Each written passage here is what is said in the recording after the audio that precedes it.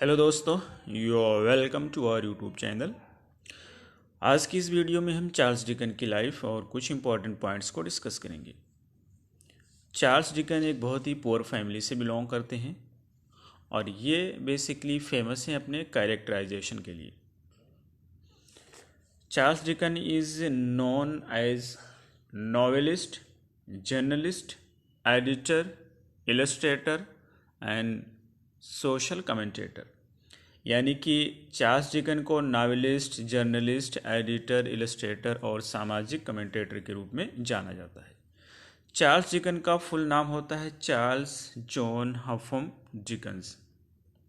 Charles Dickens का जन्म 7 फरवरी 1812 में लैंडपोर्ट, हैम्पशायर, इंग्लैंड में होता है और चार्ल्स डिकन की मृत्यु 9 जून 1870 को हैगम केंट, इंग्लैंड में होती है। उस समय ये 58 साल के होते हैं। चार्ल्स डिकन को पोएट्स कॉर्नर में दफनाया जाता है, जो कि वेस्टमिनिस्टर एबे में होती है, इंग्लैंड में। चार्ल्स डिकन के फादर का नाम जॉन डिकन्स होता है, जो कि एक पे क्लर्क होते हैं इन द नेवी ऑफिस में।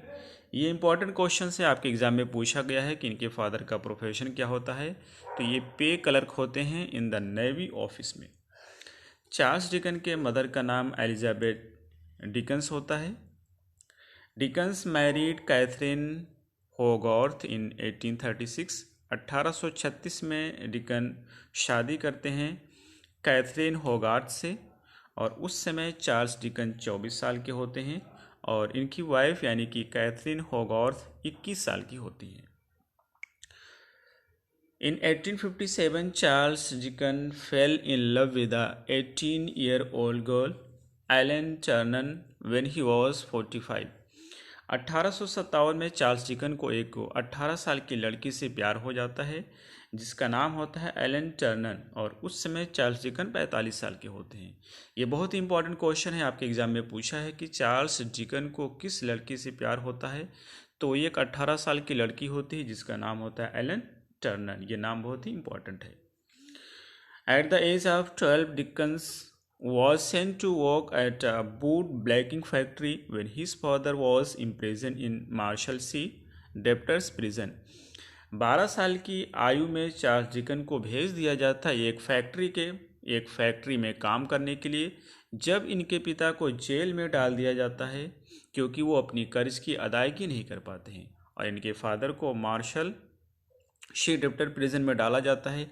इस प्रिजन में उन लोगों को डाला जाता है जो अपनी कैद की अदायगी नहीं कर पाते, यानी कि अपनी जो है कर्ज की अदायगी नहीं कर पाते हैं और इनके फादर के ऊपर कर्ज होता है, उसकी अदायगी नहीं कर पाते, उस कर्ज को नहीं चुका पाते हैं, जिस वजह से इन्हें इस कैद में डाला जाता है, मार्शल सी डेप्टर्स प्रिजन में डाला जाता है। और T S. Eliot compares Dickens with Shakespeare. T S. Eliot Dickens को शेक्सपियर से कंपेयर करते हैं इस फ्रेज के साथ। वो कहते हैं कि with the phrase make a character as real as fresh and blood.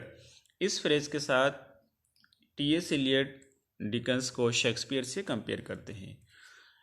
Charles Dicken created some of the world's best known fictional characters and is regarded by many as the greatest novelist of Victorian age. Charles Dicken अपने basically characterisation के लिए जाने जाते हैं और ये जो है विक्टोरियन एज के सबसे ग्रेट नॉवेलिस्ट माने जाते हैं। Despite his lack of formal education he edited a weekly journal for 20 years. और चार्ल्स डिकन की एजुकेशन बहुत ही अच्छा नहीं होती है, 12 साल की एज में स्कूल छोड़ना पड़ता है और फैक्ट्री में काम करना शुरू कर देते हैं। इसके बावजूद भी 20 साल तक ये वीकली जर्नल की एडिटिंग करते हैं। Dickens' literary success began with the 1836 serial publication of The Pickwick Papers.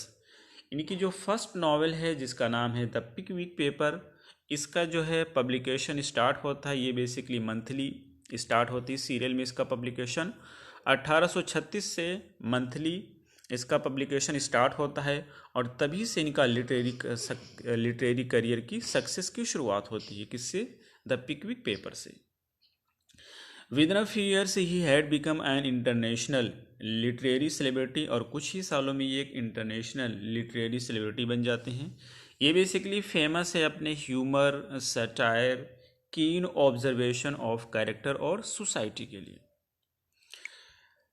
Deccan had been praised, Dicken की प्रशंसा किया गया है इनकी रियलिज्म कॉमेडी के लिए, प्रोज स्टाइल के लिए, यूनिक कैरेक्टराइजेशन के लिए और सोशल क्रिटिसिज्म के लिए।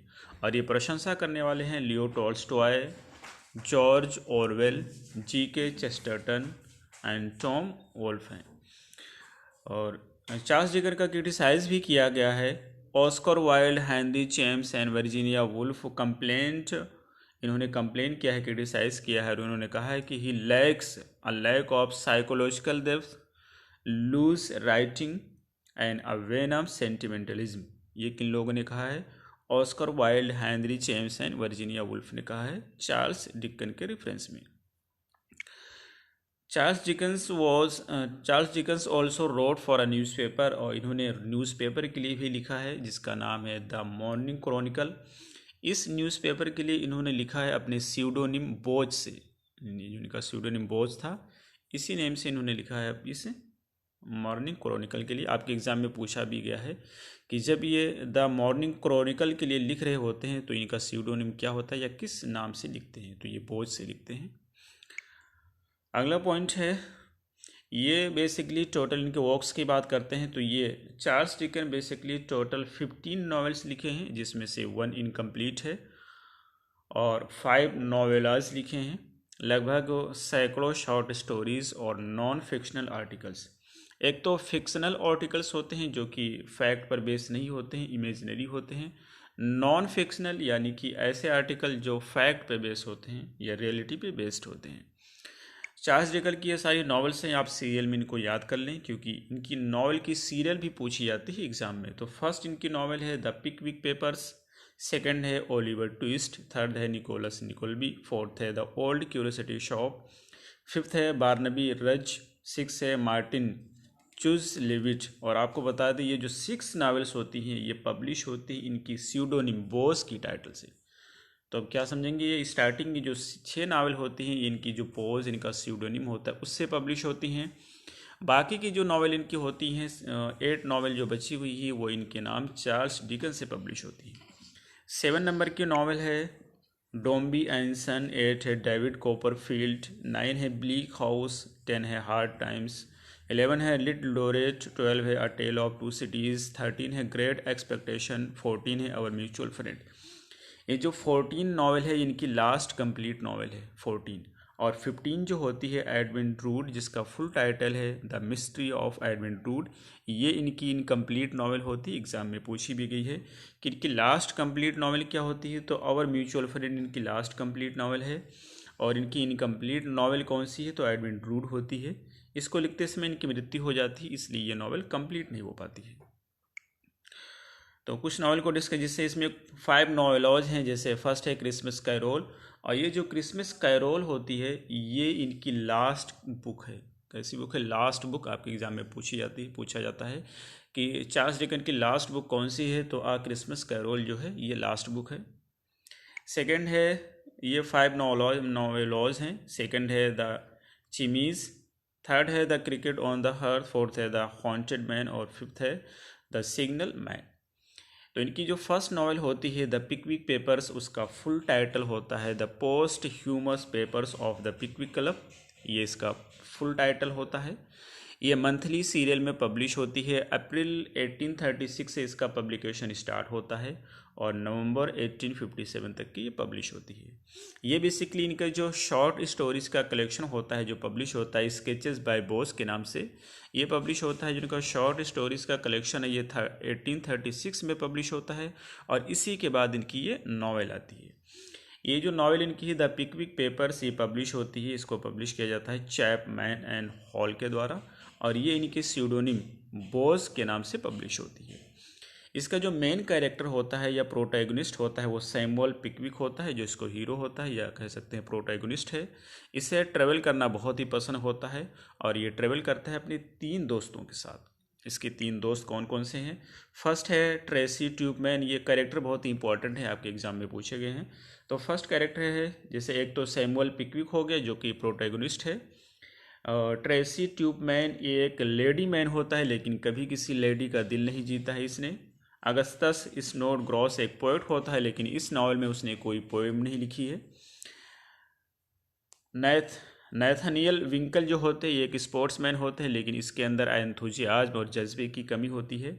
तो ये 4 मेंबर हो गए, एक तो सैमुअल पिकविक और ट्रेसी ट्यूबमैन, अगस्टस स्नोडग्रॉस और नैथनियल विंकल। ये 4 मेंबर होते हैं। ये 4 मेंबर पिकविक क्लब के मेंबर होते हैं। इनको पिकविकियंस भी कहा जाता है और इसका फाउंडर है सैमुअल पिकविक। सैम वेलर एक इम्पॉर्टेंट कैरेक्टर है जो कि पिकविक का सर्वेंट और कंपेनियन होता है। अगली नॉवल की तरफ चलते हैं। सेकंड नॉवल इनकी है। सेकंड नॉवल होती है ओलिवर ट्विस्ट, और ये भी पब्लिश होती है इनके बोज नाम से पब्लिश होती है, जो इनका स्यूडोनिम है बोज, उसी से ये भी पब्लिश होती है। इसका फुल टाइटल है the adventures of Oliver twist. Monthly serial में पब्लिश होती है बेंटलेस मिसलेनी में, और ये पब्लिश होती है फरवरी 1837 से अप्रैल 1839 तक की। It is the first child protagonist in English novel. ये फर्स्ट नावल होती है जिसमें एक चाइल्ड है जो कि प्रोटैगोनिस्ट होता है, हीरो होता है इंग्लिश में। इसकी ओपनिंग लाइन बहुत इंपॉर्टेंट है, आपके एग्जाम में पूछी गई है। ओपनिंग लाइन है among other public there is a one work house. ये इसकी ओपनिंग लाइन है, आपके एग्जाम में पूछी गई है, काफ़ी इंपॉर्टेंट है। इसमें बेसिकली एक अटैक किया गया है the new poor law of 1834, यानी कि जो 1834 का न्यू पुअर लॉ होता है उसको क्रिटिसाइज किया गया है इस नॉवेल में। ओलिवर ट्विस्ट इसका मेन कैरेक्टर होता है, या कह सकते हैं प्रोटैगनिस्ट होता है। एक ऑर्फन चाइल्ड है जिसकी मदर एक्सपायर कर जाती हैं, मर जाती हैं उसकी बर्थ के समय।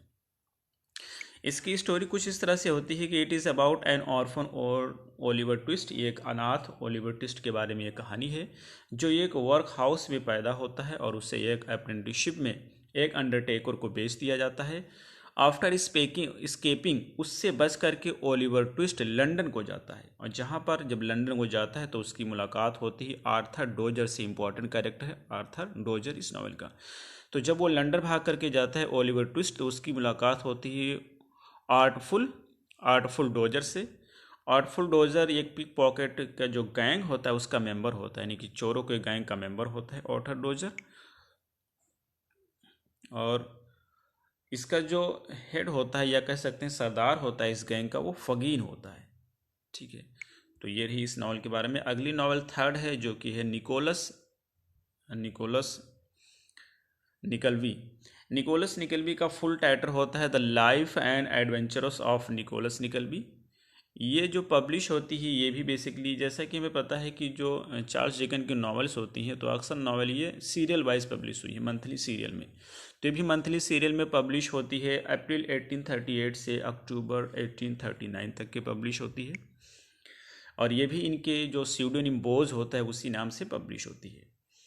इसमें बेसिकली थीम इसकी क्या होती है कि deals with the problems of boarding school. Boarding school में क्या क्या प्रॉब्लम्स होते हैं बच्चों के साथ, किस तरह से उनके साथ बच्चों का अब्यूज़ किया जाता है, और टीचर जो होते हैं किस तरह से उनके साथ बुरा व्यवहार करते हैं, वो सारी चीज़ों को इसमें दिखाया गया है। यही इसकी थीम होती है।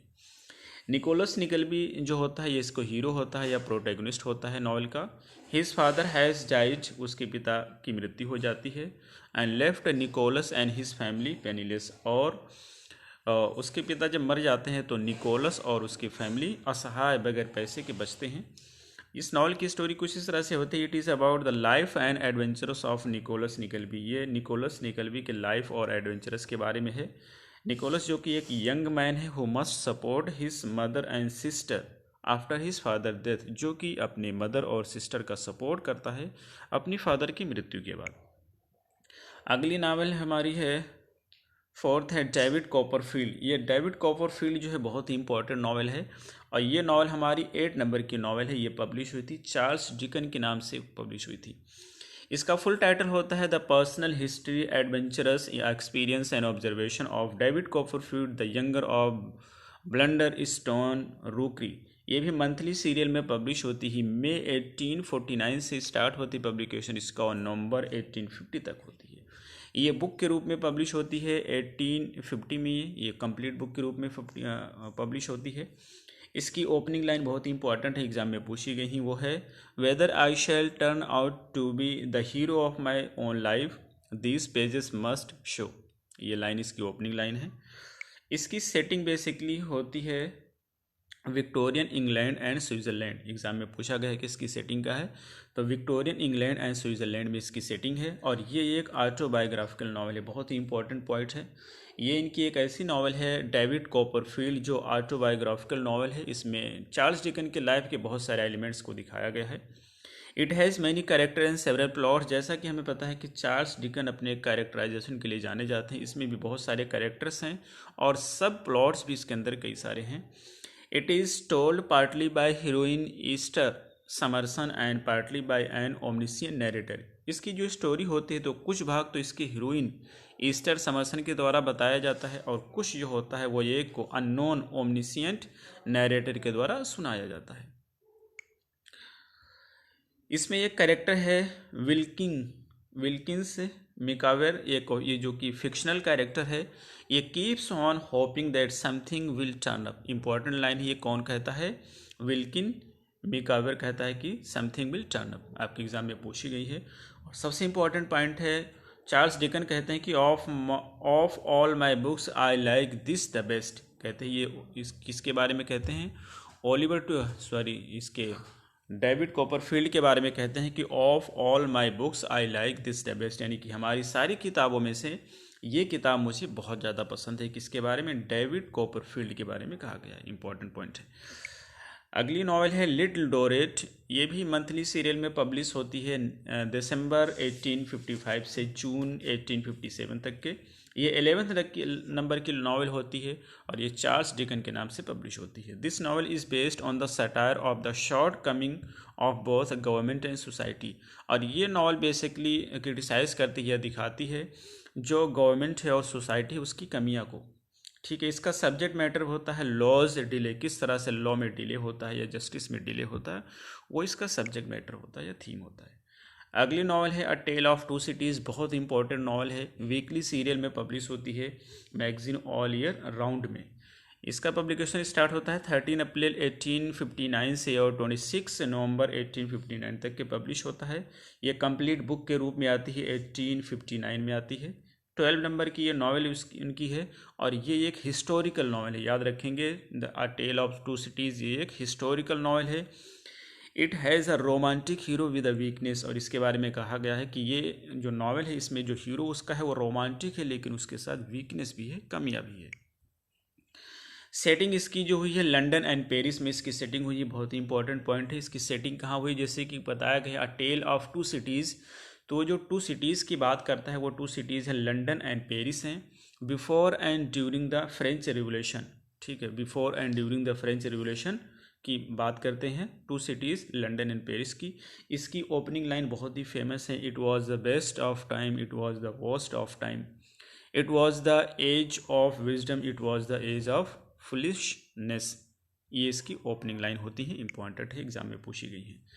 अगली नॉवल है 7 नंबर का ब्लीक हाउस। ये भी मंथली सीरियल में पब्लिश होती है, मार्च 1852 से सितंबर 1853 तक पब्लिश होती है और इसकी सेटिंग होती है द कोर्ट ऑफ चैंसबरी में इसकी सेटिंग है। This novel is the satire on the abuses of old Court of Chancery. और ये नॉवल बेसिकली क्रिटिसाइज करती है कि जो इंग्लिश जुडिशल सिस्टम है उसको किस तरह से जो उसको क्रिटिसाइज़ किया गया है कि किस तरह से उसमें कमियां को बताया गया है कोर्ट ऑफ चैंसबरी के।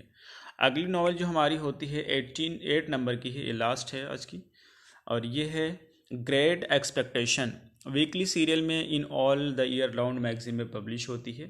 1 दिसंबर 1860 से 3 अगस्त 1861 तक की पब्लिश होती है। इसमें जो मेन कैरेक्टर होता है वो फिलिप प्रिफ होता है, जिसका निक नाम होता है पिप। ये बेसिकली यही और एक अनाथ चाइल्ड होता है और ये इस नॉवल का प्रोटैगनिस्ट यानी कि नायक हीरो होता है।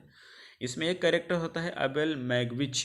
अबेल मैगविच जो होता है वो पिप का रियल बेनिफैक्टर होता है। इंपॉर्टेंट एग्जाम में पूछा गया है कि पिप का रियल बेनिफैक्टर क्या होता है, तो ये रियल जो बेनिफैक्टर होता है वो अबेल मैगविच होता है। लेकिन पिप गलती से अपना रियल बेनिफैक्टर मिस हैविशम को मानता है, जो कि एक लेडी है इससे गलती से मानता है। तो ये रही हमारे आज के वीडियो।